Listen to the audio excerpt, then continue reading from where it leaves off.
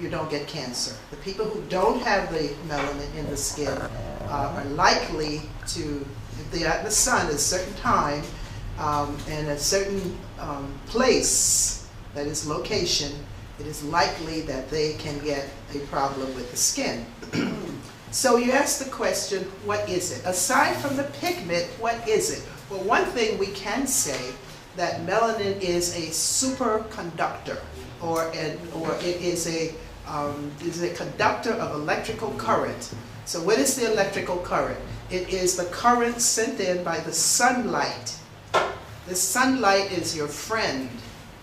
Bleach your hair, you are preventing the body from taking in the electromagnetism that is supposed to come through the hair, which is like a straw that you take your juice with, and it goes into the body, energizes the body, and also creates more dark centers, in addition to the foods that you eat with pigments. And then it's going to make the current in your nervous system. Now I teach embryology as well, the origin or the development of the egg and the sperm and all the stages. And I have a slide to show you that the earliest cells are melanated cells. Therefore, melanated cells populate every other organ and tissue in the body. It's carrying the chemistry of melanin. Caucasian people have pheomelanin, I have a slide on that, which is a type of melanin. It's a melanoid. OID ending at the end of a word means it's a form of whatever the prefix is. So melanoid or caucasoid is a type of Caucasian. That's how they classify it. So, so we ask the question, we try to direct the students so they can get an interest to know what it is they're carrying, so they won't bleach it out, won't bleach the hair, and they won't buy those bleached out artificial wigs that look like, well, anyway. What is melanin? Okay, well, with that term, I've studied etymology. Etymology is the original meaning of words, as far back as you can get it. So names of people, no matter where they are, Europeans, etc., with the name M-E-L-A, it means you came from a black line. So that's Italian for that you came from a black line, and they know this. It's not taught in the schools. Right. If your name is Schwartz, Schwartzman, Schwartz something, it means it's German that you came from through a black ancestry, directly from a black ancestry. So we want to define M-E-L-A, melanin. Phil Valentine is very good at giving some good tidbits on this. He says black is a consciousness conductor. All right, so let me explain that one. You have 12 melanated centers in the brain. 3 of them dominate the brain. Now, I can name them for you. In the third ventricle of the brain, there is some neuromelanin, blood cells, and cells that help to generate the pigments in that area. Then there's one called the locus ceruleus, which is in between the cerebellum and the midbrain and the medulla. And then there are 10 others, not as much. Right? So melanin consciousness means that when the nerves were forming, the primordial cells populated along the dorsal area, meaning the back, the future skin. Cells broke away from that, and then the neural tube, which is the nervous, which is the spinal cord, formed. And then those cells that broke away during that process, they migrated into other areas of the body. Example, melanocytes come from those neural crest cells. Dr. King can tell you the same thing. Neural crest cells are the ones those cells that came off the formation of the spinal cord, and they left that area and migrated into all different parts of the body. Every nerve in your body, in the cell body of those nerves, there is neuromelanin. They call it Nissl substance because they don't want to say melanin. But we know Nissl substance in the cell body of every nerve is there. What is it there for? Well, you have trillions of nerves, say in the brain, the spinal cord, elsewhere.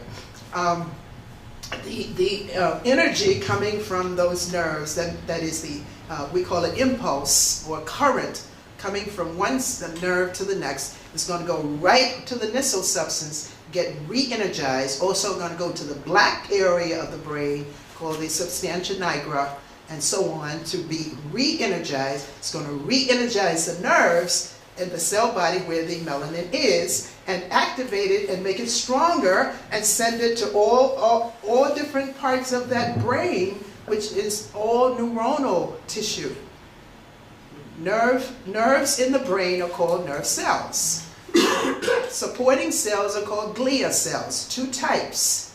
It is the nerve cell that is sending the impulse from one to those black areas and to other nerves, re-energizing the current, making it stronger, and I call that consciousness. Now, I wish I had our book here, but I call it consciousness. As long as those impulses are going from one nerve to the other, to different parts of the brain, it makes you conscious depending on the part of the brain, which all the parts of the brain get it. Certain parts of the brain pick up sensitivity, certain parts in the front is for muscle, skeletal muscle, and intelligence, and so forth and so on, vision for the back, and so on. So that first one, consciousness, means that the nerves are re-energized from the black stuff. Now, when I read the thesis of people elsewhere, they're doing their master's and PhD, they say that black stuff is waste matter. So you're not going to tell me that I'm walking around in the skin. 9/10 of the world's population are people of color. Exactly. Less than 1/10 of the world's population are people with no color, meaning the chemistry, and it's not in the skin. It's maybe deeper in the nerves, but it's a different chemistry, even so. So consciousness then has to do with the movement of all of those impulses, electrical impulses, through the black stuff, which we call neuromelanin because it's in the brain and spinal cord, to all other nerves, and it keeps doing that over and over, and we call that consciousness. When you lose consciousness, it means that some of the centers in the body, such as when people have Parkinson's, there's a black center called the substantia nigra. That means there's a substantial amount of black stuff in that area. When we do, I have a slide of that, when we do montage of the brain, the deeper we go, the more we see the black stuff. Even in the Caucasians, we don't usually have black bodies on the table, cadavers. Usually the families claim them, so they don't put them to be butchered. I don't know about Howard, but certainly, So the second one, black is unbeginning and the never ending, which means that we are the first people of color, black folks, are the first one. We are the seed of the earth. Yes, we are. We have no beginning and we have no end. They can kill as many of us as they want, but they could never destroy us. It's like a worm we use in biology called a planaria. If you take a scalpel and you cut the planaria in, say, 6 different parts, each little piece will develop a new planaria. That's us. They can throw us in the middle passage in the ocean and so forth, but it never has destroyed us. We keep regenerating like the planaria, and we keep bringing forth new creativity, new energy, new originality, and so forth. That is the nature of the black person. Now you ask that, what about mixed people? Well, it depends on, in that case, where you were raised and by whom. By whom? Because you can lose your connection with your ancestral connection socially and so forth. Like in the case of Obama, he had one parent that's one way and one parent the other. And he was raised in the company of people who didn't have a history of them and a knowledge to teach Obama. But he's learning. He's learning. That's the good part. And the mother-in-law, sure, she's from the South. So everywhere and nowhere. Melanin is all throughout the body. The liver. You have dreams. When you dream, it is the liver that's the major organ that's sending that message between the brain and that liver. That's the site of dreams. It is also the site of melanin too, because you look at that liver, it is dark. They take those cells out in some animals and they make it into an injectable, and they use that to treat certain aplastic anemias, which is a blood dyscrasia. So it is everywhere and nowhere. The unknowable one, the unknown probable, and the known variable on the earth, interpenetrating all dimensions in hyperspace. It's in the stratosphere, in the hydrosphere, it's in the atmosphere, it is in the underground, and so forth, all over. Even bacteria. There is a mold that grows on bread. You've seen it. Yes. It is a rhizopus mold, we call it. And the name is Rhizopus niger, which means black. It grows up on the bread when it's old, has a little head, and that head has spores in it. When the spores become ripe, the mold looks black. The little heads look black. Then after a while, it has matured enough, the little heads burst open, the spores fall back down on the bread, and more molds like that start to grow up. So you put bread in the refrigerator, you'll see lots of molds if the bread's been there a long time. Some are green, and many of them are black. Yes. And that one is rhizopus, and the other one is probably penicillium mold. Right? So, and then the next slide is a continuation. The black and the particulate residue is light. Right? And sometimes when you can't understand something somebody's saying, and you do this, oh, I see. That's what we're talking about. We're saying that when melanin, when those impulses in the brain go from one nerve to the other, get re-energized in the black area and just send its stronger impulse to all parts of the body continuously, we call that consciousness. But we also know that the movement of particles in physics gives off light. Let me tell you something else. The male sperms, if you collect the male sperms and go in a dark room, put it in a container, small container, and in a dark room, you'll see there's a slight glow of those sperm cells. Why? Because those are the earliest primordial cells with the melanin that's going to populate the reproductive area. The male's scrotum is the darkest part of the male, skin-wise. Why? Because the energy, vibration comes to that area and react with the melanin, gives an energy or a current from that into the the sperm-producing portions of the scrotum, that is of the seminiferous tubules, and then it creates more sperm cells. Now, there was a study at the University of Florida in Gainesville. I think it's still going on. And they paid the students, they have white population, they have a black population. And they have found that over the years, this is a 10-year study so far, they have found that the sperm count is decreasing in the Caucasians, it's going down.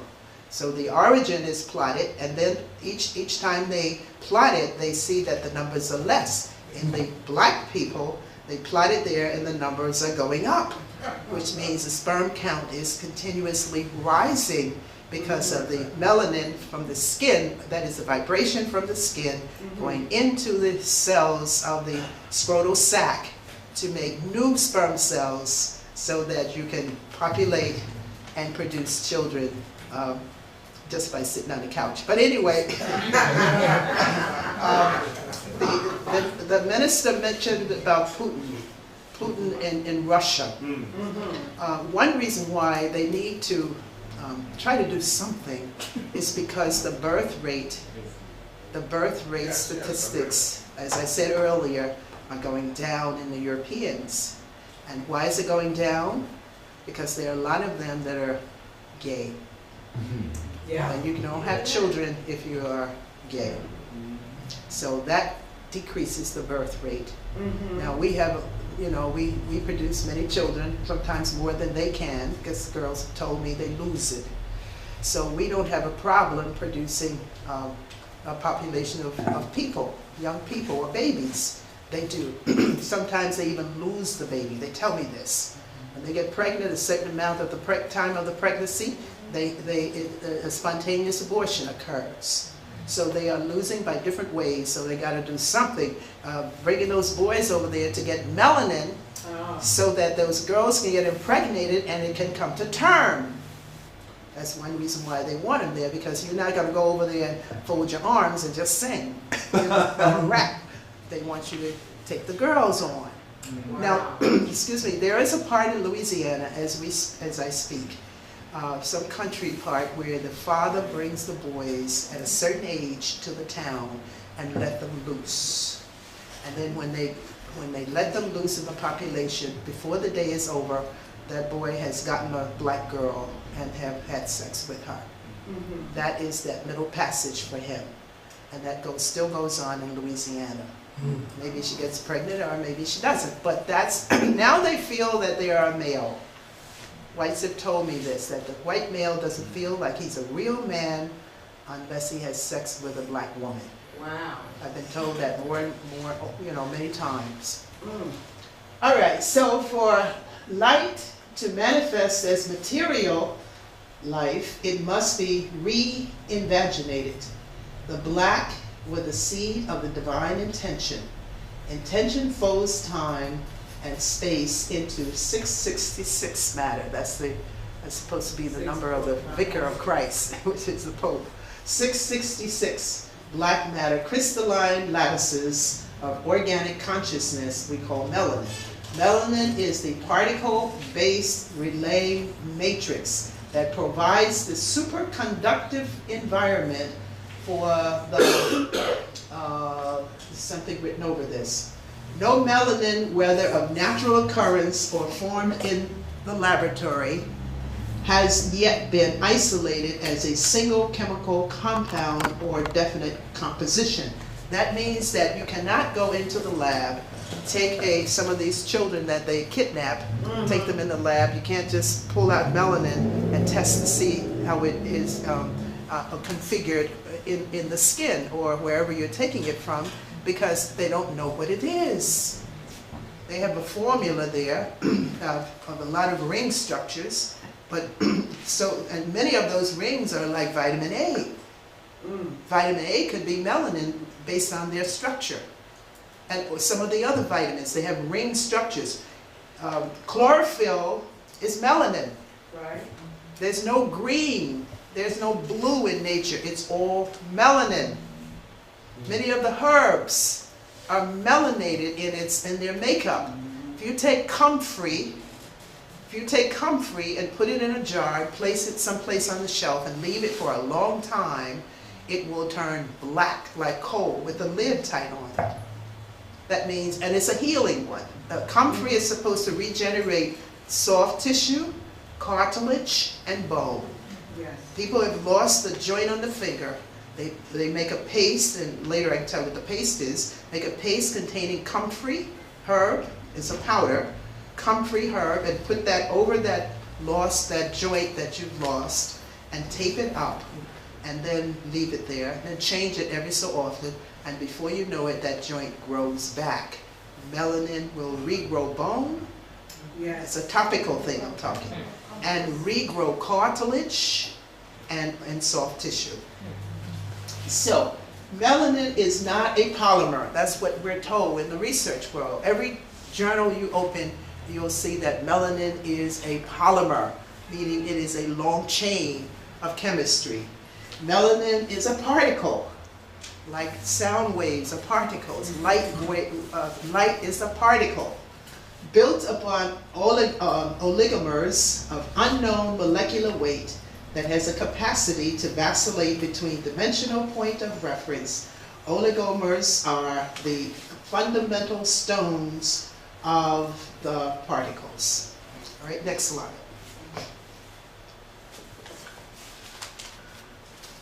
Did I get it? No, it didn't change.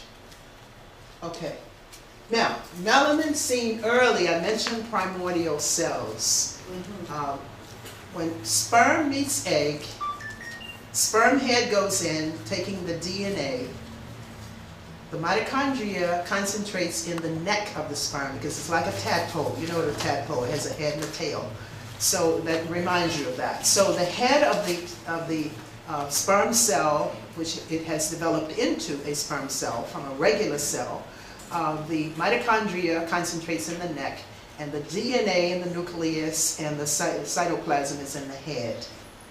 And the formation of the melanin in that sperm cell starts around the nucleus.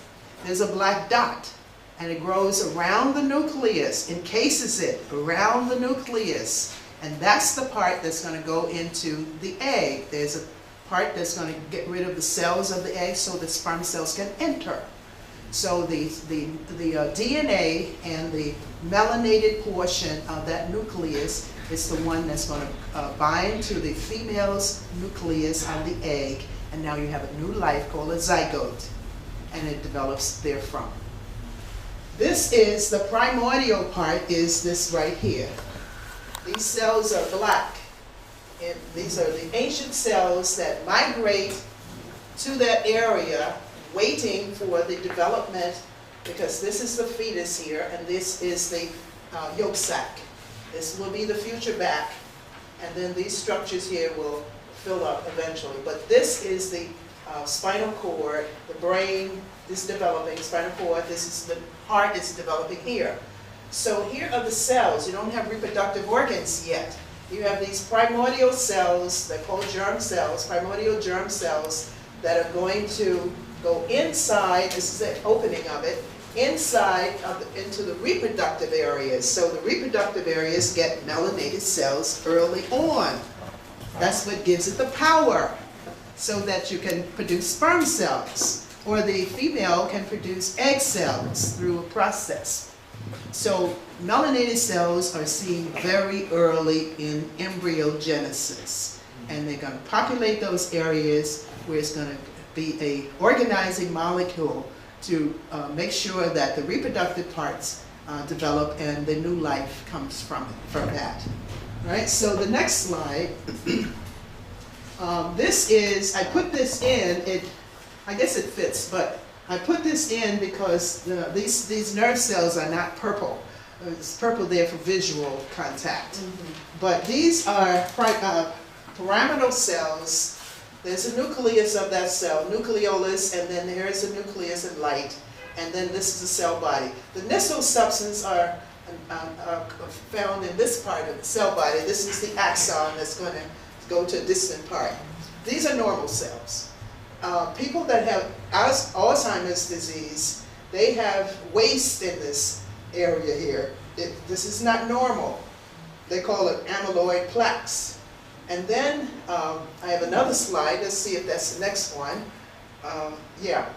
When you have a problem with certain brain disorders such as Alzheimer's disease or even Parkinson's, the nerve axon that's supposed to, this is normal, this one here is abnormal. So the axon that's going to send the current down from the nerve cell to where it's going to go is twisted, so it can't conduct. You twist the cord, or if you twist abnormally your iron cord or some of these wires here, it's not going to conduct the current properly. And so you will have a distortion. You'll have this protein called neurofibrillary tangles in those structures here, and then you'll have the amyloid plaques, which concentrate here, and so that obstructs the nerve, so the nerve can't function the way it should. And people, a certain part of the brain where this occurs, the person forgets, because it destroys short-term memory. So they leave the house and they try to go to a store or whatever, and they can't find the way home. Long-term memory is not affected as quickly as short-term memory. All right, next slide. All right, you can go on to the next one. Go to the next one. Okay, there's a part of the brain, the term jumped out of this location. There's a part of the brain that if you section the brain like a montage, slice after slice after slice, the deeper you go, the more of the black stuff you'll find. So this is a section through what we call the midbrain.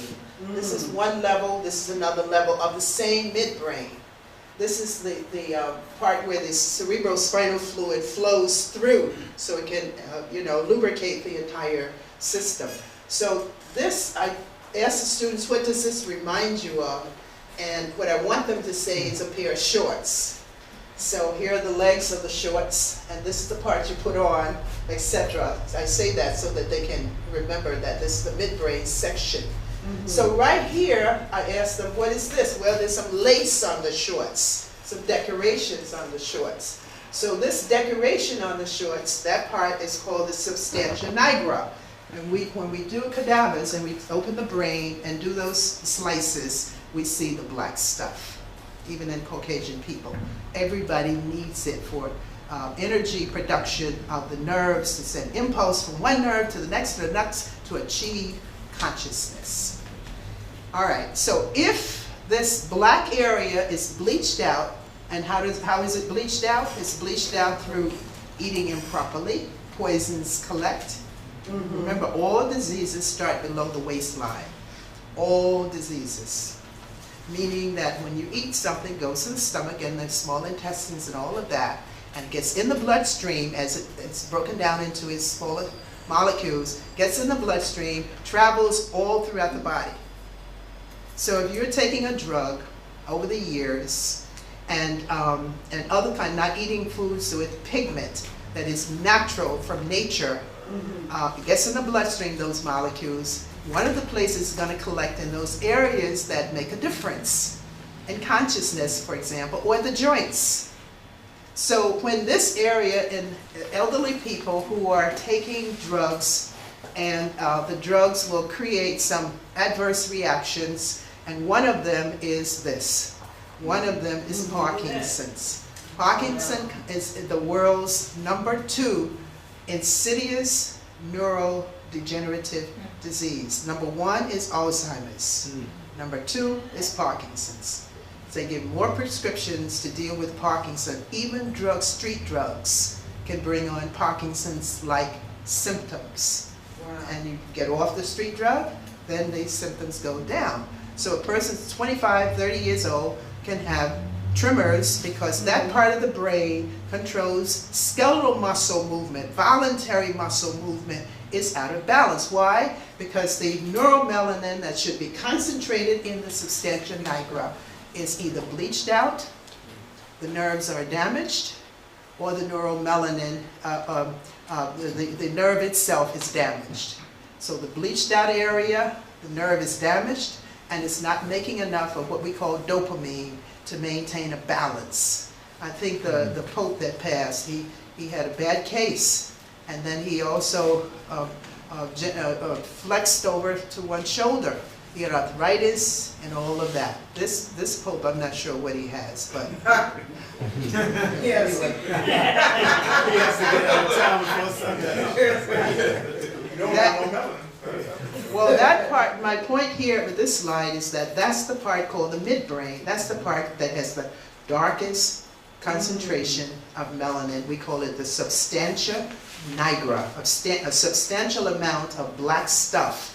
If the black stuff is bleached out through drugs and whatever, then you're going to have a defect in the nerves that go there to get the black stuff and the dopamine, which is a neurotransmitter that the nerve needs to work.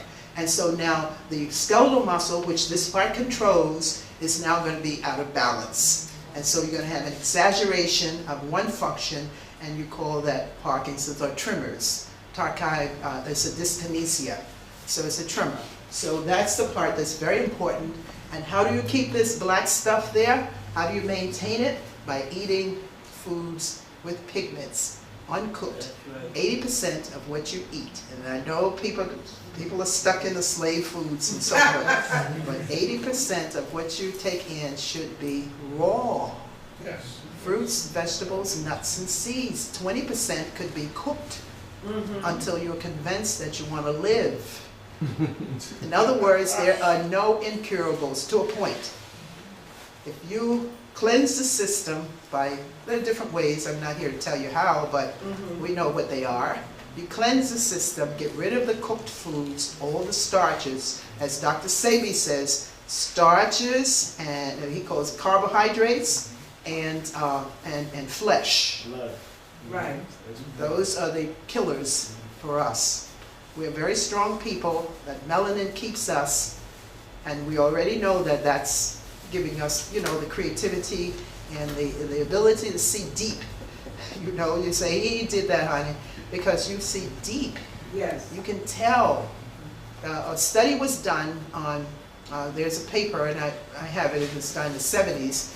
They looked at black females from Uganda or Africa, black females from this country, and Asians from wherever, and Caucasian people. And what they found out is that the black people in general, in the study, pineal gland calcified. There were less than 10% of those that they studied. The pineal gland, which has a relationship too to pigmentation, was calcified. That means you can't see deep. You substituted materialism for spirituality. We should have African spirituality, not religion.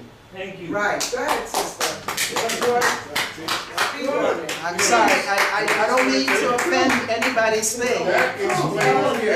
As long as you are saturated into, Reverend, please, as long as you are stuck into religion, Go ahead, sister. Christianity is a Caucasian model. You can do it if you want to, but I'm just saying to you, it's a Christian, so you will never be free until you get back into your African spirituality.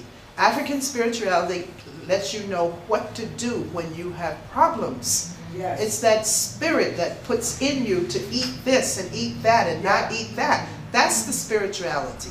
Yes. 90%, 70 to 90% of your physical ailments are first mental and emotional. Mental means you've lost the African connection because you're hooked up in hallelujah. Once you get back into that which you were endowed with in Africa before they captured us and brought us here, I met a young lady at a workshop I was at Columbia a couple of weeks ago. She's from Nigeria. She wants to go back. She's getting a doctorate. She wants to go back to her country and try to help the people to develop this African-mindedness. African spirituality. She's aware that religion is not going to help you. No. It's only enslaves you. Enslaves you. You get back into your African connection, then you can get answers, because we are spiritual people with all this melanin, and we're dying with guns and knives and all like that. We are people that need to be in touch with the relationship issues. You stab a person, you step on a person's sneakers, they pay $250 for it, and you don't say, I'm sorry. That person will take a gun or take a knife out and stab you and go to Rikers Island. Why? Because you destroyed the highest value in black people, which is what? Which is the relationship. That's why we do libation. That's the relationship. And Caucasian people, it is the object. That's their axiology and epistemology. It's the object. So the baby is an object. Money is an object. I'll kill you for money. Sex is an object, and so forth. The Asian person, their highest value axiology and epistemology is in the consensus of the group. Look at their language. All those little squiggly things come together to give a whole meaning. Another little bunch of squiggly stuff, you know, the little symbols they use in their writing tells you that their highest value is in the consensus of the group. Yes. Consensus of the group. All right, so let's move on, and so we can get done with this. This is an area in the brain. This is a cross section, a sagittal section of the brain, cutting it down this way. And then this part here is the cerebellum that has to do with your balance and equilibrium. This is the bird. This bird here is the earliest part of the brain. We call it the brain stem.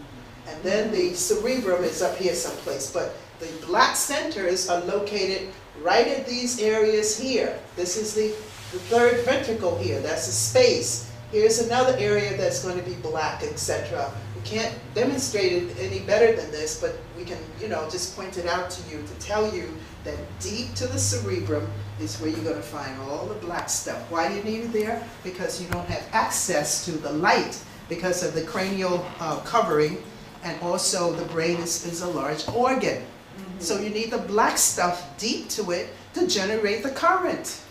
Yes. That's the importance of it. You lose the black stuff, you're going to have deficit, especially in your motor functions, and in your thinking, and your emotions, etc. Next one. All right, so now we're back to the skin. Let me show you this. This cell here, follow my finger.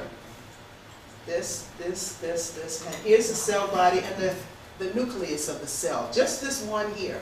This is called a melanocyte in the skin. There it is there, the outline of it. It's in color. Mm-hmm. All the rest of the cells are regular skin cells. We call them keratinocytes, but they produce a protein to waterproof the skin so it doesn't dry out. But that one cell there, called a melanocyte, migrated to the skin when the spinal cord was forming. I told you crest cells, neural crest cells, migrated to all of the nerves throughout the body. One place those crest cells migrated to is in the skin. All right, so what is the importance of it? Well, the melanosomes, these little vesicles here, are the ones that are going to make and develop and synthesize the melanin. But it's not going to be dark yet. It's going to get dark as it goes here. It's going to get a little darker the more it goes up this way. A little darker, sending the pigment into those cells, which when the sun activates that, it causes the skin to maintain its dark color. If you're in the sun a lot, it's going to be more made by those melanocytes. So you're going to get darker. If you use the darkening stuff we talked about earlier that has SPF, they have it up to 20 now. Put that on the skin, go out in the sun. You're going to draw the melanin from other places, and eventually it's going to concentrate in the skin, give you skin cancer. Now they have those tanning salons all over the place. And white people don't feel, they feel, I don't know how they feel, but I don't think they feel like they are as good as us because they don't have the color. And they'll do it at any rate. They'll go at any rate to get color in the summer. Yeah. They get very depressed in the winter, SAD, in the winter, because they are paler. There's no sun. So they have to go to the salons to get the color to make themselves feel good. And they say they feel good once they see this color on their skin. It doesn't last but about a couple of weeks, and they have to go back. So the more you go back, and as low ionizing radiation hits you, it's going to cause the melanin from other parts of the body to concentrate in the skin, and you're getting darker at the same time, and then you're going to have vesicles that are going to be black, and which is the skin cancer thing. You can get the 3 types of skin cancer conditions, and I have the last slide. I'll save it until then. Go ahead. For the next one. Next. Just keep going. Okay, now, quickly. Melanin so far has been grouped into four groups. This slide is 2, and the other slide will have the other 2. Here's this word, eumelanin. What does eu mean? EU, Reverend Oliver. What does, huh? Well. That's correct. Well. Good, efficient. Now give me a word, you're the minister now, give me a word that we hear all the time in the church when you cross over. What do you perform? What is that service called? When you cross over? What was the question? I'm trying to get a word out of it. Eulogy. All right, so what is that ceremony called? Sanctified, reborn. Eulogy. EU means what now? Put it together. You're going to do what now? You're going to put all the good things about John Henry at the service. You're not going to say he had a girl in Brooklyn, and a girl in Queens, and a girl in Manhattan in one day. You're not going to say that. You're going to say he took care of his children, he was very kind, he was friendly to the neighbors. And so you're going to say all the good things about John Henry, right? And in the Catholic Church, they have something called Eucharist.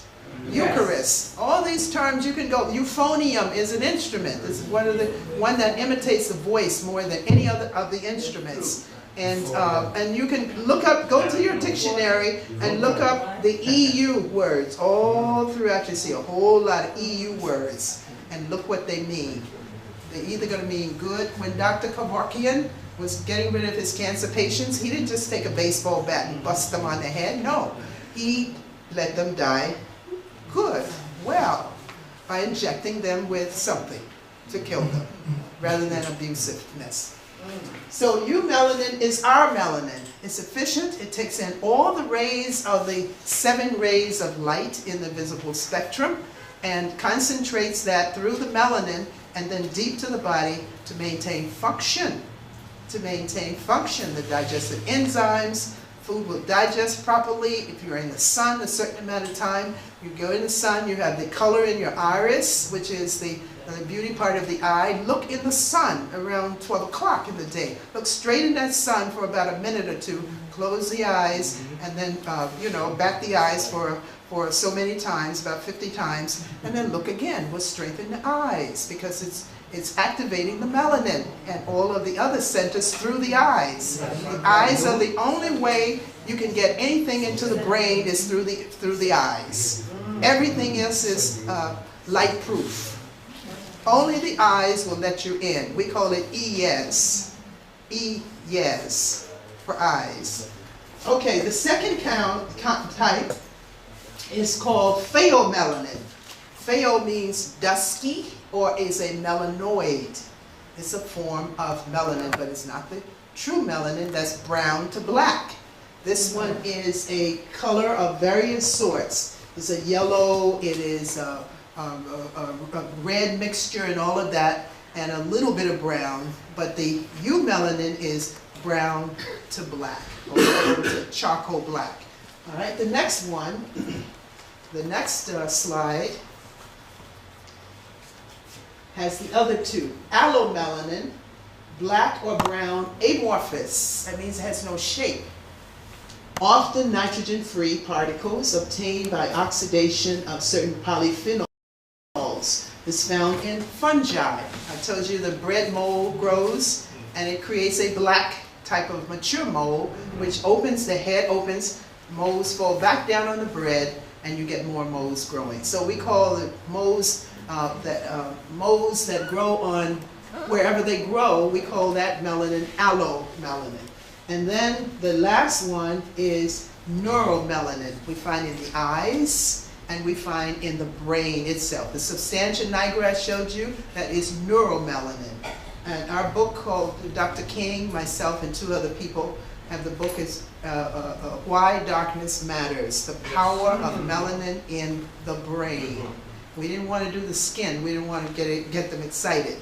So the power of melanin in the brain. So this one has neuromelanin.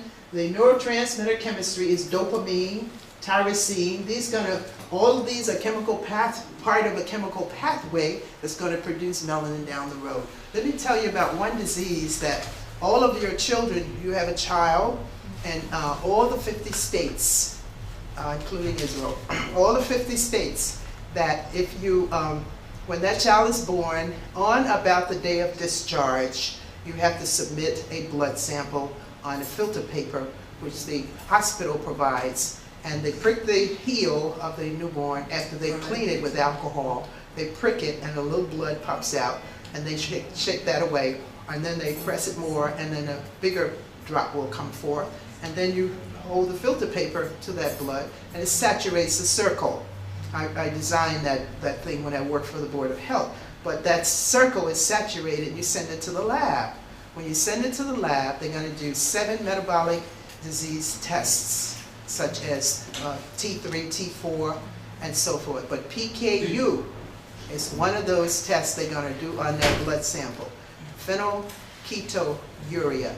This means that the child's liver is not making the proper enzyme to break down the milk proteins. And so the certain abnormal metabolites accumulate in the bloodstream, and it goes to the brain as the blood goes to the brain and causes a mental retardation. That happens 1 out of every 20,000 newborns, and it's a Caucasian disease. We have ours, they have theirs too. So, so these are some of the chemistry of neuromelanin and how it's synthesized, the beginning molecule for synthesis. Go ahead. Neuromelanins in brain function. Melanin appears to be instrumental for various brain functions, for the ear to hear, for the eyes to see. This is important, the next sentence. No blue or green colors would be seen in animal or plant kingdom without melanin. That's a strong statement. Now, there's a scientist named Dr. Nicholas in Italy. I think he's passed away, but he spent about 60-odd years doing melanin. He never would go and give talks. Frank Barr, the same. I have a slide of his quotation. But they wouldn't go out in the public because they're Caucasian people. So they don't want to get, cause excitement and, If you don't believe it, remove the melanin from these organs and observe what happens. That's the reference. That's the reference for that particular researcher in Italy. Next slide.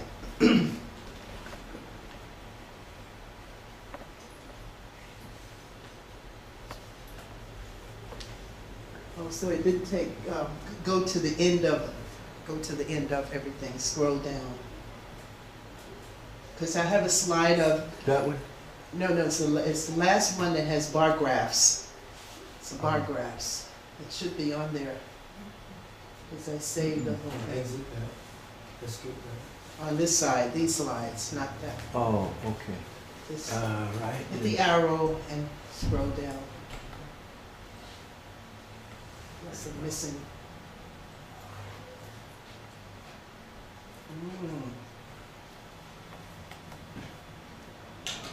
I have another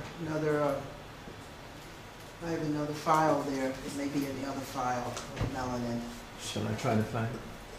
Yeah, you can do, but I can tell Okay. whatever it is. This slide that we don't see on this particular file has to do with melanoma, malignant melanomas.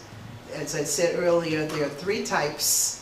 I have a paper here if you want to see it later and read about it, but squamous cell carcinoma. The word carcinoma means it is a cancer of the surface cells called epithelial cells. Epithelial cells grow down and so on. Any cancer of those cells is called some name and carcinoma. If the term is sarcoma, it is a cancer of the connective tissue. Always connective tissue below the epithelial tissue. The next layer, which acts as a support, where blood vessels are found and so on, is called connective tissue. So any abnormality or tumor that occurs in the connective tissue is called a sarcoma. Right? So the slide shows by bar graphs.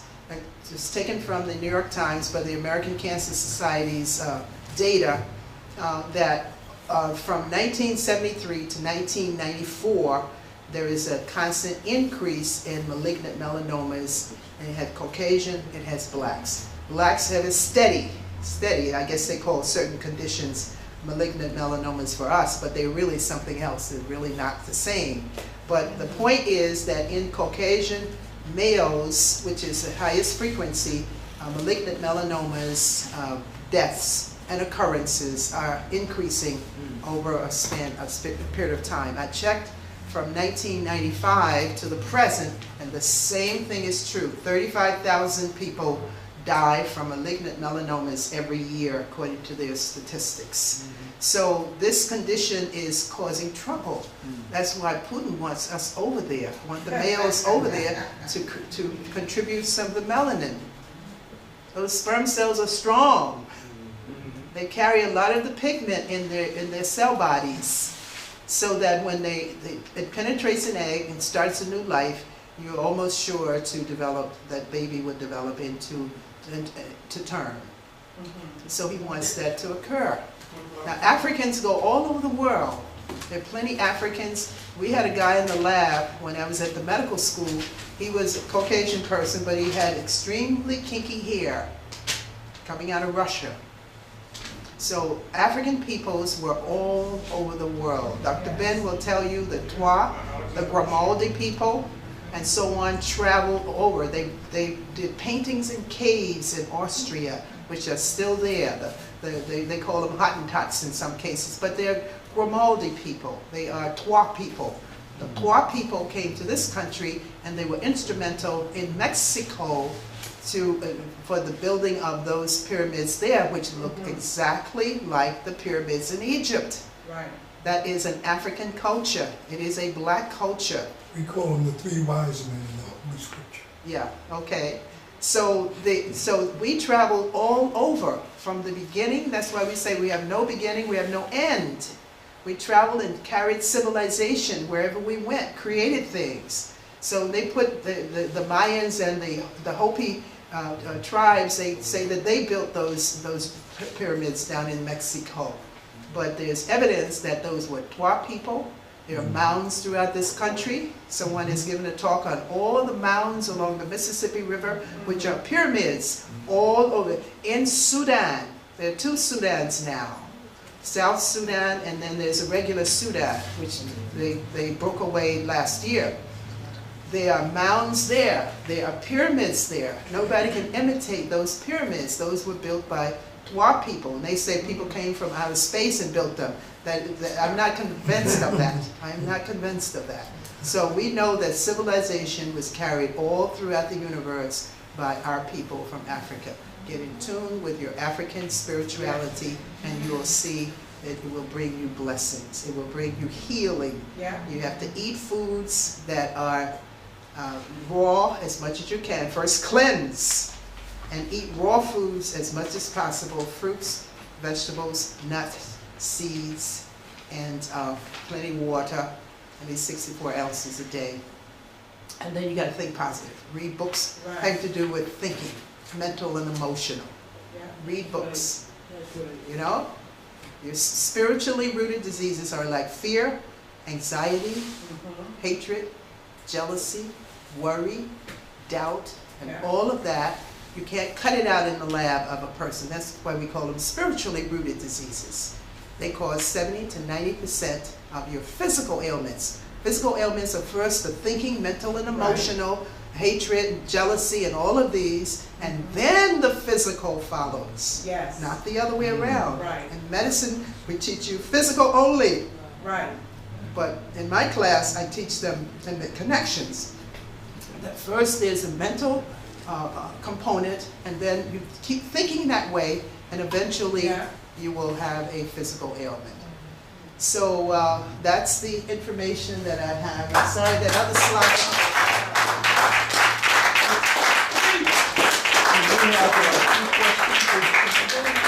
There's one question I need to ask you. Can you take a question? yes, he said I can take questions. I've been studying people as having, we have a lot of strokes, and I'm a sewer gas specialist. So when you say fungal, you always open up a big part of my brain. Exactly. Because I've been studying for 35 years the sewer gas problem in our neighborhoods, and this fungi melanin is something that we notice as. What is which one? It's a form of fungus that comes out of the sewer line and is germinated a new germ. It's probably many types. It's Yeah, not yes. no one fungus Well, growing nowhere. Well, us scientists now have to all go back to school because it's a new germination in the sewer line, and it's because they should have replaced it 40 years ago, and they didn't. So anyway, what I'm saying is this. What I'm asking is this. Is that we believe that there's a connection between people going into having a stroke, massive retardation, and Alzheimer's disease, and the sewer gas also causes the nervous system of the brain to deteriorate like lead poison. Let her Can you answer the tie question. that? All right, let me, Can you yeah, tie okay, that? I got your point now. When you work under those environmental hazardous conditions, Right. it is likely that you'll come out with anything. You work in a coal mine, you get what they call silicosis, and which is a lung problem. So you work in the sewage area, yes. The average person out there has fungi growing in the bloodstream. If I take a blood sample at random, put it under a certain kind of scope so you can see the live cells, you'll see the movement, and we know the fungi when we see it as opposed to the blood cells. So the average person will have fungi growing in the bloodstream. Bacteria is the first stage, fungi comes from that, and that will also take you out. When the fungus goes into the organs and penetrate there, gets there through the bloodstream and the lymphatic system. Once it gets into the liver and penetrates deep into the liver, it's very difficult to get rid of it. And so it will go, so we call that term that you just described pleomorphism. Pleomorphism means one bacteria type can change into another type depending on the environment that it has to live in. The fluid medium, the tissue fluid, etc. It's going to cause it to change into something another kind. Now the bacteriology uses Bergey's manual, and they say you have this bacteria which has no relationship to this bacteria and so on. That is not correct. The theme of microbiology, and I have a master's in micro as one of my degrees, is pleomorphism. Changes due to the conditions. So when you have STD, it is not a single bacteria that came there through sex. It is one form of bacteria due to the conditions in that area that changes into another kind of bacteria. Pleomorphism. All right, I'm making a movie called Best I Do About It. One question. Okay, let somebody else. I catch you, man. Actually, I had three quick questions. The first question is, in old white folks, what actually is old age spots or liver spots or whatever? They call them lipofuscin deposits. Lipofuscin deposits. Those are some of the melanin coming out of centers. And in them, their chemistry is different, so it's going to concentrate on the skin as liver spots. Or brown spots throughout the skin. It's some of the melanin coming deep. Now, if you don't believe that, watch them. Many of them have neurological conditions. That means that the melanin is leaving where it should be to give you balance in function and coming to other areas. And in this case, the skin. Yeah, it's lipofuscin plaques. Yeah, next one real quick is the genesis of the egg cells in females. Is that also a migration from the melanin cells? Yeah, those from primordial cells. From the spinal column? Yeah, well, those are the neural crest cells I mentioned. Yeah. They migrate and go throughout the body. One place they go to, and they're called primordial cells. They're waiting to populate the ovaries in the case of the female, and the testicles in the case of the male. And They're carrying the pigment chemistry. And on the female's eggs, is that a specific number of eggs that every female carries, or will they continue to produce? No, they're not eggs. They are regular cells. Well, regular cells that called turn into the- called germinal cells. They occupy the peripheral inside of the ovary. There's regular cells, membrane, nucleus, cytoplasm. So there's a whole of certain centimeters thick of germinal cells. The germinal cells that populate the periphery, we call the cortex of the ovary, they're going to change with time and produce and go through a oogenesis process, making cells, maybe about 14 per month, and you have enough for 5 or 6 lifetimes, and only one will come to maturity. The other will regress, and the body recycles them, but only one comes to full maturity to be fertilized. Hello, everybody. How you doing? My name is Fernando. I have a two-part question. The first question is, what are the human characteristics of a blood type? And the second part of the question, in regards to the food diet based on the blood type, is it good or not good? Yeah, that guy, I know, the book you wrote that tells that this blood type is bad, therefore, is a type, and therefore you should not eat certain foods if you have type A blood and so on. Type A and type B has to do with the membrane of the red blood cells having certain antigens on the surface. If it has antigen A, we call that person a type A. Antigen B, we call that person type B blood. It's talking about the protein that dominates the membrane of the red blood cells. If they have both, we call them AB. If they have none, we call them O. So how the negative and the positive comes into play now? Like they say, well, no, that's another part. That's another test. That's the RH factor. Yeah. RH factor, they took the rhesus monkey and they did an analysis on their cells, and that if the test gives a positive reaction, then you are RH positive in addition to your blood type. If that gives a no reaction, then you are RH negative. Now they need to redo that blood typing thing because Landsteiner did that test back in the 20s. And we need, I don't have the money and all, if I had the money, etc., I would do black folks and do their blood typing because I don't think it's correct. I don't think it's correct. I think the data has to do with the Caucasian and who they tested. check1 Diop over in Senegal did the melanin dose test on the ancient what do you call them, gods and so forth. And he also did the blood typing. He said Europeans have type A blood, and African peoples have type B blood. He didn't do the RH factor because there was no test at the time he said this, whether it's rhesus RH positive or negative, or D antigen. D antigen, same as RH.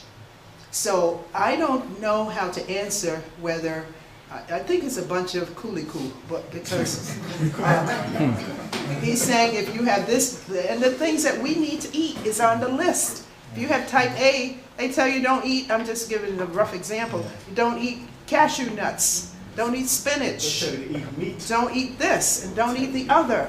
And you're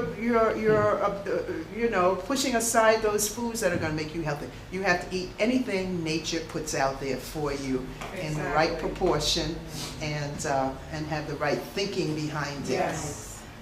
The intention. You said that melanin is found in all the hemispheres. Could you speak louder? Not really. The hydrosphere, atmosphere. All over the universe. Right. I was going to ask you, I once read that in order for space vehicles to be in space, they have to be coated with melanin. Is that true? Have you heard that? I heard that, but I'm not sure how to interpret that. All the melanin they're studying, remember this, is synthetic melanin. They don't know this. Now, I have a good friend, he's an entomologist, and he says that our melanin is sulfur and hydrogens. Hydrogen sulfide is what you smell when the person spoops, you know? That's right. But he's saying that our melanin is basically the sulfur and the hydrogen combined. That gives us the black color. That's what he says. You know, sulfur does give a black color because your tires on the rubber of your tires is one form of sulfur, and it's black. The sulfur, the yolk of the egg is a yellow, is sulfur there, and some other things like lecithin and cholesterol and so on. So that yolk of the egg is yellow. That is also sulfur. So sulfur has what we call an amphoteric properties. It's one color under one condition, and it is another color. You heard of the Vulcan rubber. You know, they're talking about the sulfur concentration. Fire and brimstone in the Bible. That's sulfur. It makes the hottest heat. So is that why it would be green or blue? Because it's one way in one situation, not just black. No, I was just saying that. This is a question. Yeah, I get her what she's saying.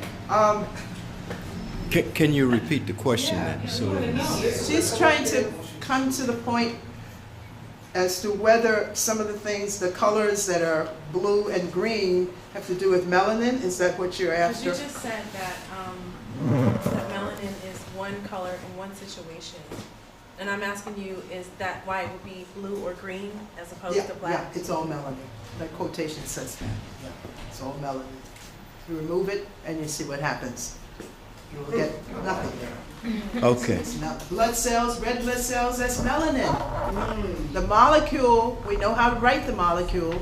The molecule has at its core a metal, and the metal for chlorophyll is magnesium. The same molecule for hemoglobin has a different metal in the core. Same, you write the same structure, but in the core, in the hemoglobin, it's iron. So it's red. Colors vibrate at a frequency, according to the laws of physics. And the frequency at which it vibrates gives you the color perception through your eye. Right? Now, in the skin, you'll see blue in the blood vessels. Look blue if your skin is light. That is not the blood. That is the collagen that keeps it smooth. The light hits it, and the collagen is a triple helix. The light hits it and reflects off a blue color.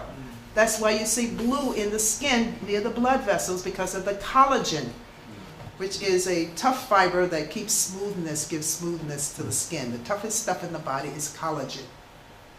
All right? Collagen breaks down, wrinkles come. Stand, please. Yes, thank you, Amber, for your informative discourse. Yes. I would like to ask you, first of all, how does water affect melanin, and is there a specific type of water that we should drink? I know the Koreans developed this alkaline water, fad. And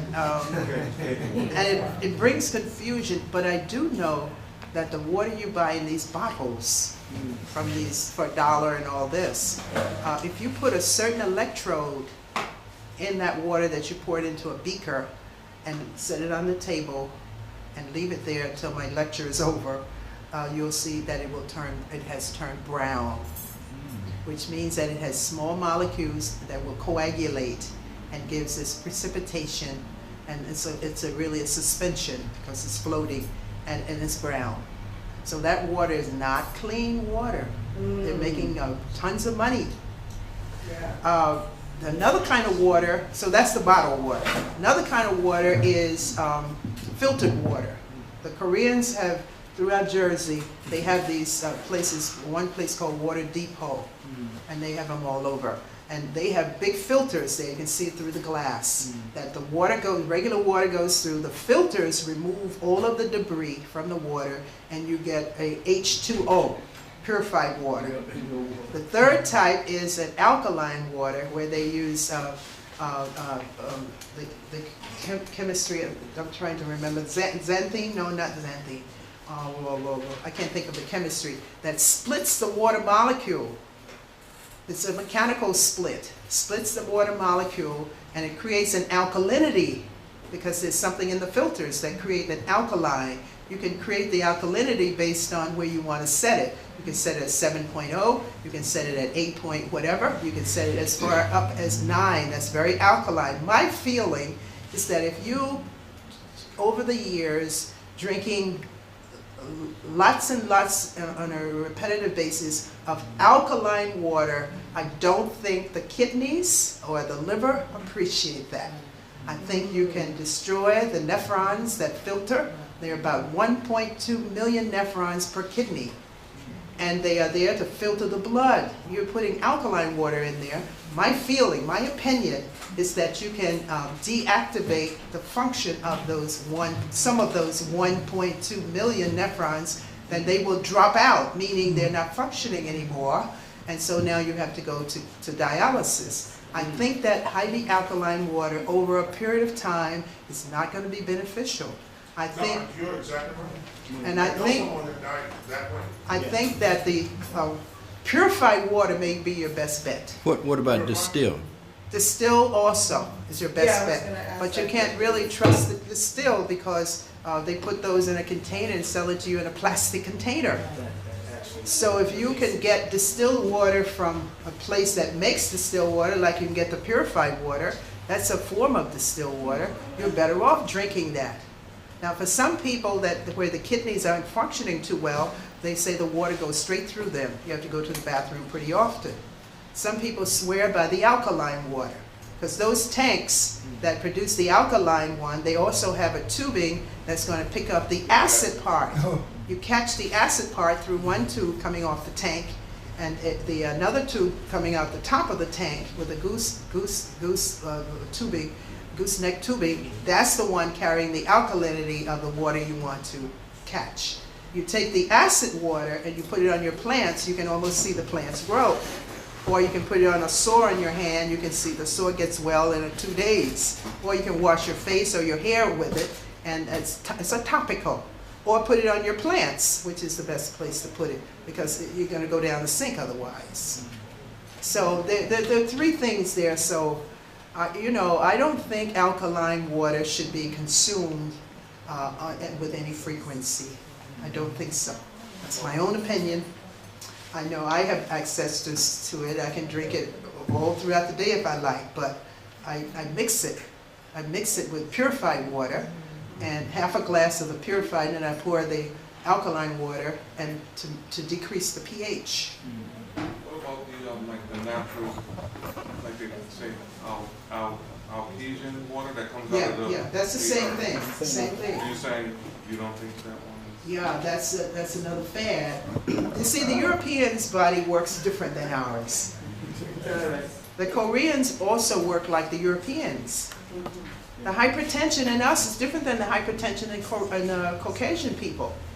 When I do the urinary system and do the kidney and do that whole thing about the renin and stuff, angiotensin, I show them, I tell them, and it's written up in books, that their hypertension is at the level of the kidney. Our hypertension is at the level of the heart.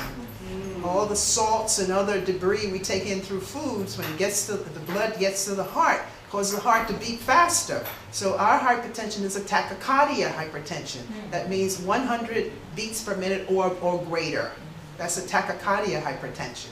Their hypertension is a renin hypertension. Renin is a hormone at the level of the kidney that causes constriction of the blood vessel, and the blood goes into the filtering units called the nephrons in the kidney.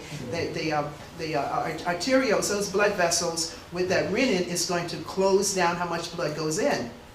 Those blood vessels are the regulators of pressure going into the organs. You have to regulate how the blood flow goes into organs for them to be healthy. So the renin is going to cause the constriction of those blood vessels in the Caucasian type, because it's high, the renin is high, so it's going to be a hypertensive condition. So their hypertension is different than ours. Now don't ask me about mixed people, I can't answer everything. Black people reduce the hypertension? Oh, just stop eating so much salt. Right. Cleanse the system, cleanse the system. If I were teaching you the digestive system and had the colon on a slide here, I can show you that in those pockets that make the colon up structurally, the wall of the colon, the cells in that wall, some of them are mucus-producing cells. That's natural. And so whatever the gunka is going through, if it's a lot of mucus secreted, stimulated to be secreted in the fecal matter, it's going to glue the fecal matter to the walls of the colon in those pockets. Every organ in your body has reflexly has an outlet to the colon. Every organ in the body. The eyes have a entry into the colon. Every part of the body. It's the last stop, like the number 4 train. So uptown. But anyway, so the fecal matter glues with the mucus there, because it's not passing through at a transient at a faster rate. So it's going to glue the feces to the wall of the colon. Say it's at the part of the colon that reflexly that the eyes have a reflex connection to, the ears. It's going to be over on this side, so you're going to get the glue over on this side, blocking that entry into that part, and so the eyes are going to become weak. The ears, you're going to lose the hearing.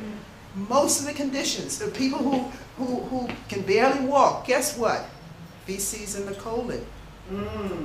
Retention of feces. There are about 20 names. Crohn's disease, irritable bowel syndrome, ileitis, hemorrhoids. All these have to do with fecal retention in the colon. Why is there retention? A lot of reasons. One is wrong foods you're eating. Right. Another one, lack of exercise. Another one is don't chew the food well, so the transient time, the food stays there longer than it should. Drawing out the poisons, putting it back in the bloodstream, and so on, making the feces hard like a rock on the wall. And it's going to block some of the organs that whatever drains into that part of the colon. Respiratory problems are across here, the transverse colon. People that have constant respiratory problems, go get a colonic to clean off the gook on the wall there, and it will function much better. People, you know why we have retention in the colon? Another reason, I mean, one of the after effects of retention in the colon. Knee problems, hip replacements, knee replacements. You don't hardly get shoulder replacements, but knee and hip. The knees bear the weight of the torso straight down, so the knees are going to go first. The hips are just for movements laterally and so on and so forth. That goes a little less, although you can have the hip replaced because the cartilage is worn down. Why is the cartilage worn down? Because you're eating foods whose metabolic end product is acid. It's going to eat away the cartilaginous pad that between two bones, which is what you need for flexibility. So fecal retention, and why do you have fecal retention? Another reason is because somewhere, long time ago, the queen had a plumber and a cabinet maker to make a toilet with a tank so she can sit nicely on the stool. And so the whole world took on what the queen had for luxury, and now we're stuck with fecal retention. Fecal retention then, the best way, the normal way for your feces to be expelled or excreted from the body is by squatting. The natural and normal way to have a baby is you squat. I can't, I mean, I don't have knee problems, but I'm stiff. I can't squat, you know, the proper way. You gotta squat so that your buttocks is on your heels and your knees are up here and up here. Right. This is the ascending colon, the first part of it. This is the descending colon. So your knees have to be pressing here, and then the rectum comes straight down. There's no kink in it. When you sit on the toilet, the rectum kinks over, and the retention, some of the feces is still there. If you squat, feces, there's no kink in the rectum, the feces come straight down and out. Baby comes straight down and out. Yes. That's the only natural way to have a baby is by squatting. The only natural way to have fecal excretion is by squatting.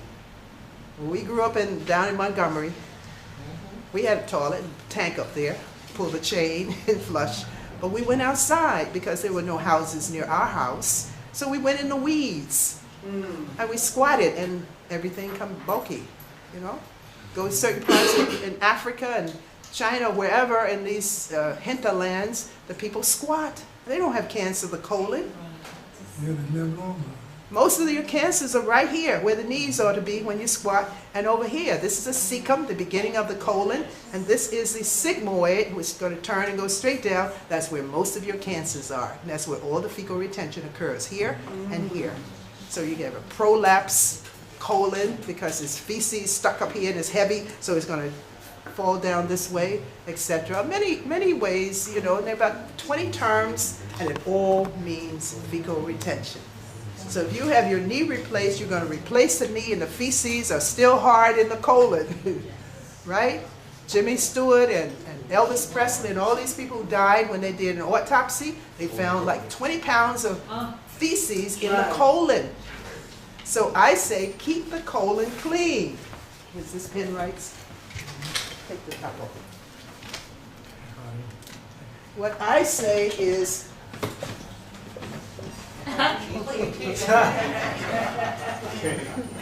I tell my students, I say, I'm not talking about the bad people.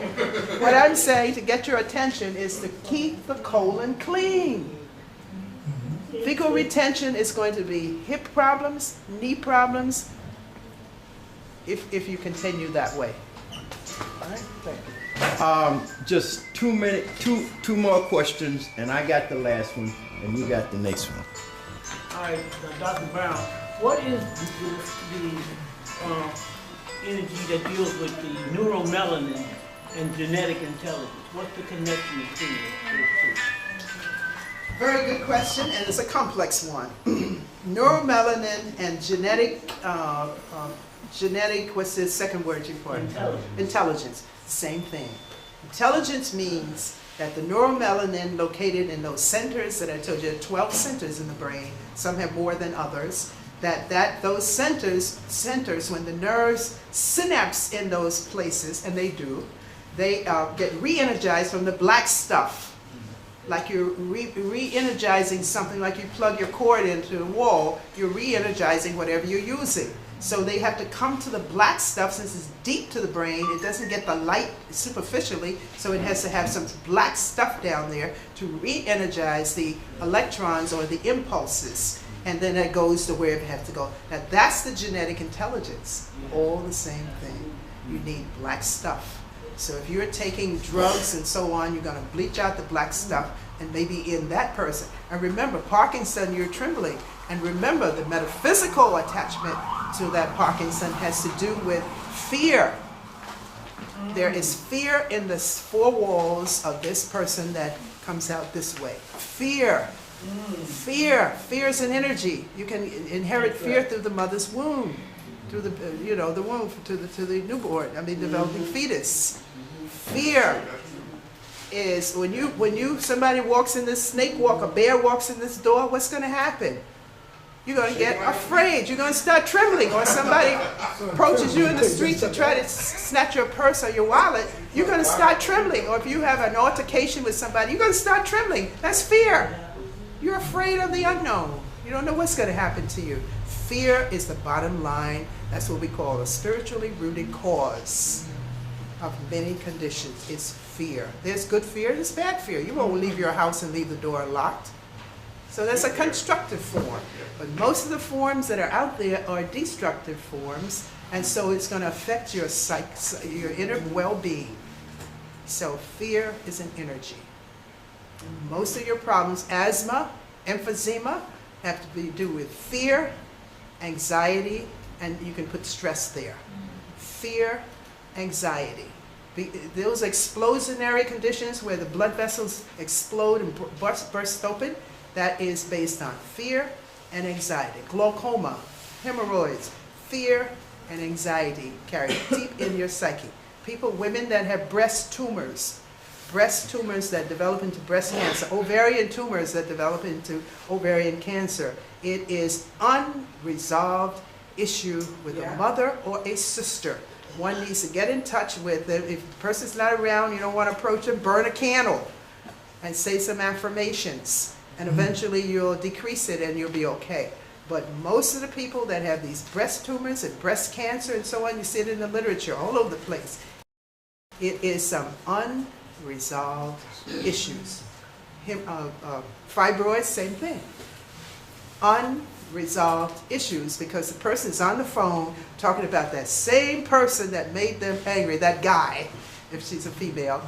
20 years, he's on the phone talking about that thing and some more. 20 years. As you talk about it, it's the size of a lemon, grows the size of an orange, grapefruit, because you're feeding this energy.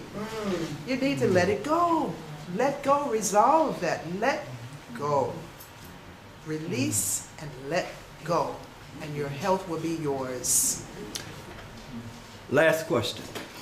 Dr. Richard King earlier talked about Europeans, how they study us and he thought that jealousy, so I wanted to know, in terms of your research of them and your own feeling, what do you feel now, since they are feeling and studying and understanding that nature is taking them out and it has a less damaging effect on black folk? How do you summarize our condition and relationship?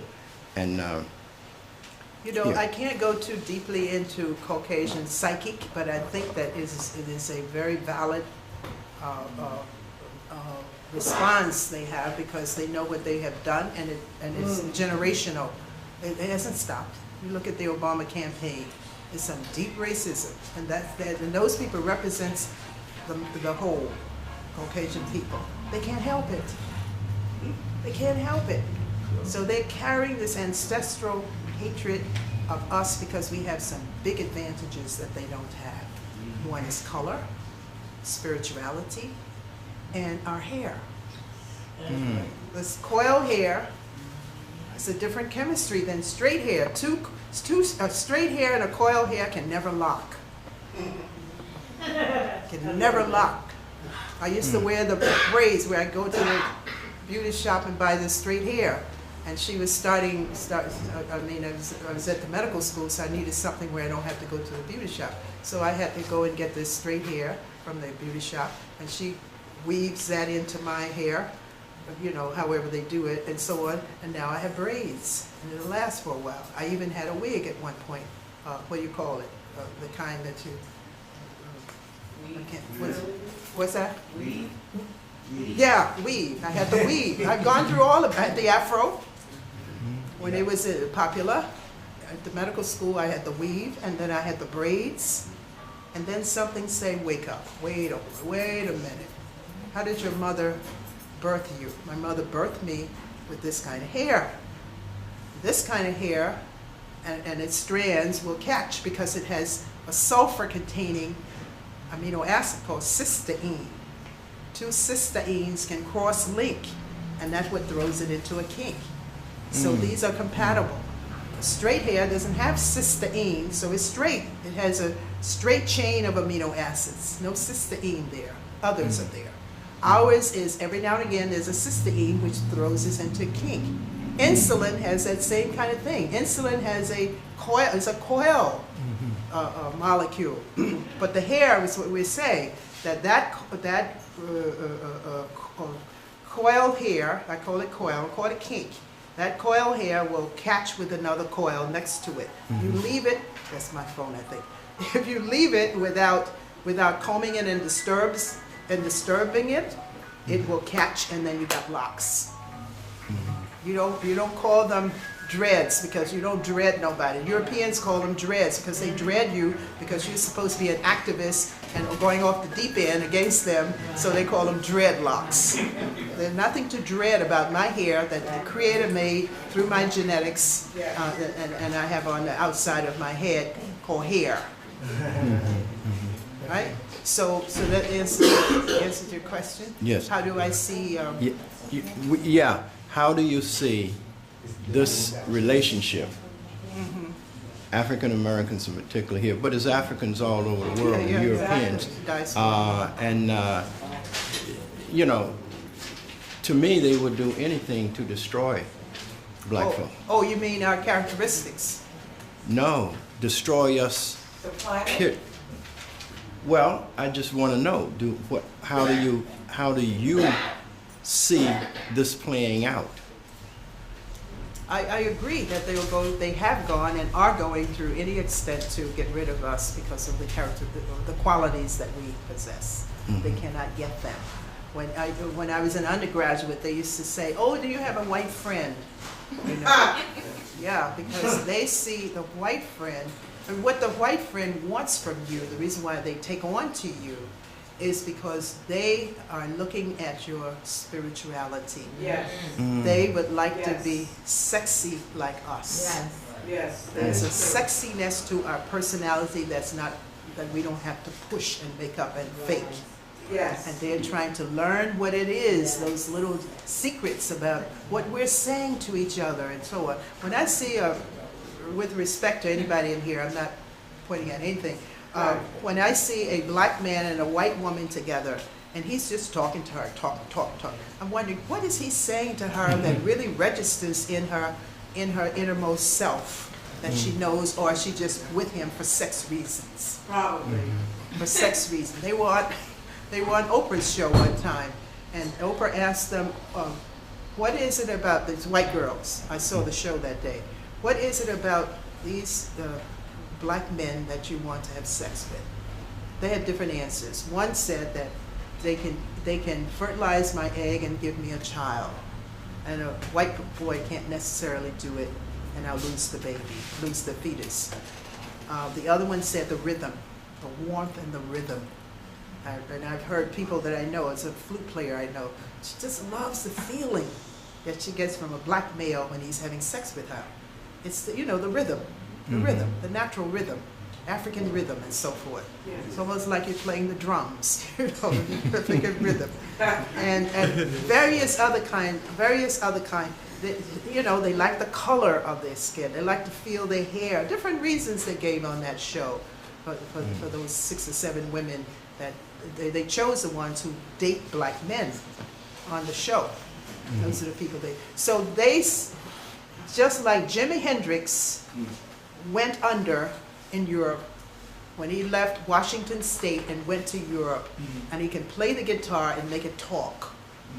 And they were so jealous of that particular characteristic that the women just saturated him around at these concerts and all, and gave him drugs and killed him in his 30s. I heard an interview with his father. Yeah. And things like that happen because they see in you something that they can't have, and they'll rather destroy you, even though it's just one of you. There are plenty more of us with you know, the sisters. What's her name? The Williams sisters that are playing tennis. Yes, they are out there with a talent that's unmatched, unprecedented. 2 sisters, both winning the tennis, what do you call it, the big one? Yeah, Wimbledon and Grand Slam. That has never happened with sisters that are of the other thing.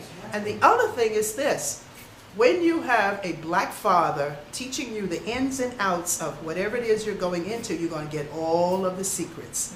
Arthur Ashe, father, taught him the secrets of tennis, and he was highly successful.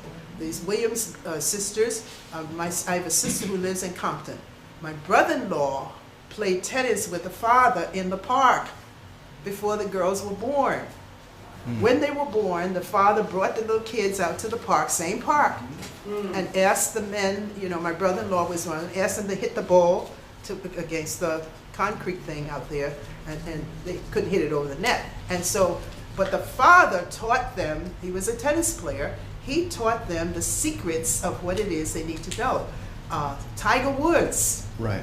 father, he's about your color and so on, but he taught Tiger Woods the ins and outs of golf. That's why he was best. So the father, if he's black, he's going to teach you the secrets that the white man will not do because he's jealous that you will do better than him.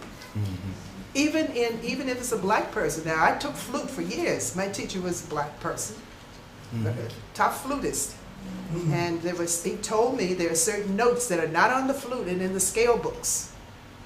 And they were written, you know, handwritten in my different scale books. And he said other teachers will not teach you how to get the highest D on the flute. Right? The highest D. It's difficult to get that. You got to really tighten the embouchure to get that note to come out. And it's not in the books. He taught me that. And we wrote it in there, but it's not in any of the scale books. So I'm saying that there are little secrets that they keep to themselves because they know that you are creative and that you will outshine them. There are over 700 scientists located in strategic points on this planet that are making it tick, black scientists, that are making it tick, that are controlling certain things in various areas of professional areas. And so they know we're creative. It's kept quiet. They ain't gonna teach you this in school. You'll never get this in any class but Dr. Brown's class. I studied hypnotic music.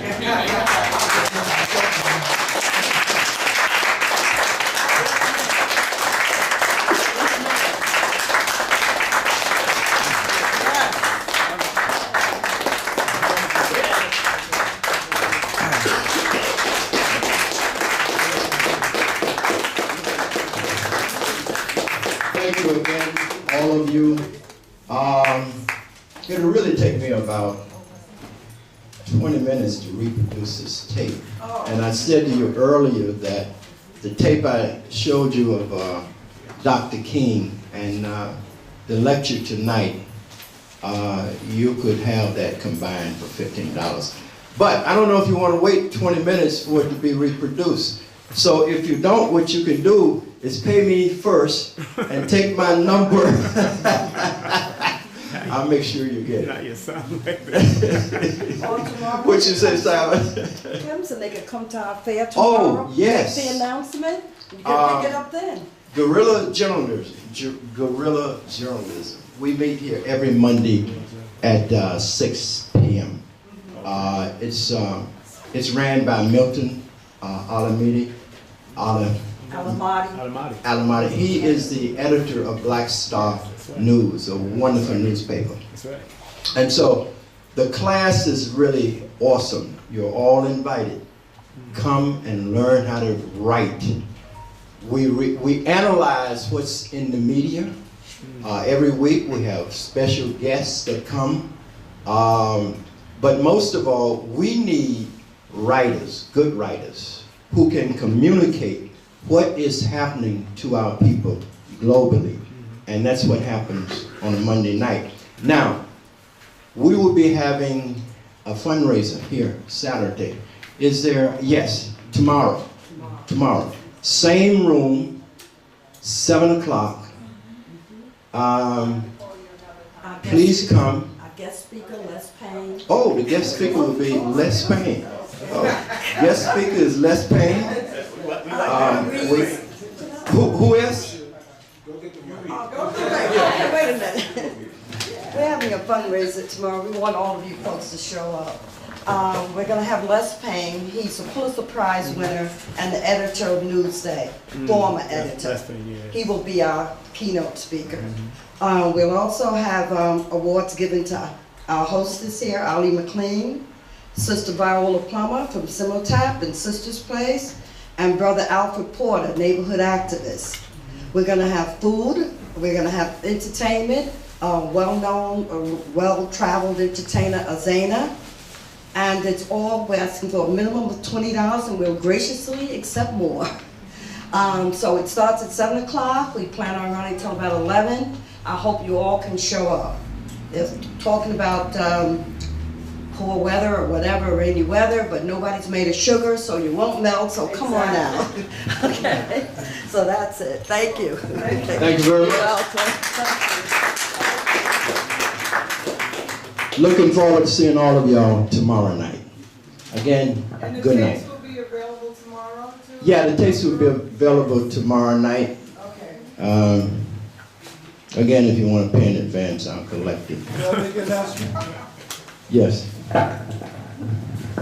Praise the Lord. Good evening, everyone.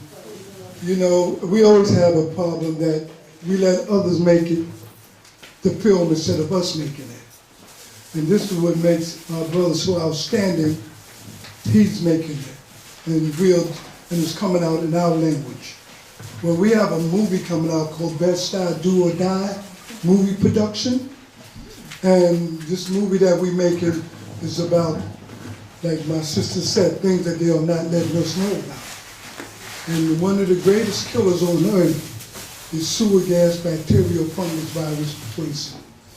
And it's very neglected in our community, the cleaning of sewage and we are all infected by it in here, believe me. There's things that I can't mention now, but in this movie, Best Star Do or Die, is going to be these issues.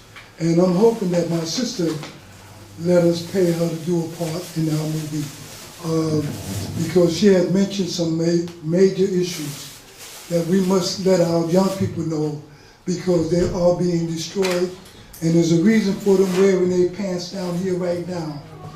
And our reason is saying because they are been infected by sewer gas, bacterial fungus, virus poison. So we'll be, if you want to be in the movie, you'll be able to see call Minister Brown when we be hiring. We asking him to take names. We need 1,000 people in our movie. We're also doing a sing-along for Barack Obama that's backing our movie.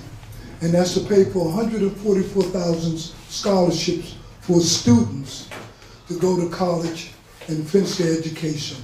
We're doing a sing-along, and from that sing-along, these students will own shares in the corporation that will pay for their education. It's the largest sing-along ever in the history of America. And it's supposed to happen in the same area where we had the Million Man March. And we'll be singing a sing-along for Barack Obama. And the sing-along is really about fighting pollution and bringing about global world peace. Bless you and thank you very much. I'm Dr. Geronimo C. Williamson. Spiritual name, Dr. Geronimo Moses Elijah Williamson, which you have to be a minister to understand. Thank you. And bless you, my sister.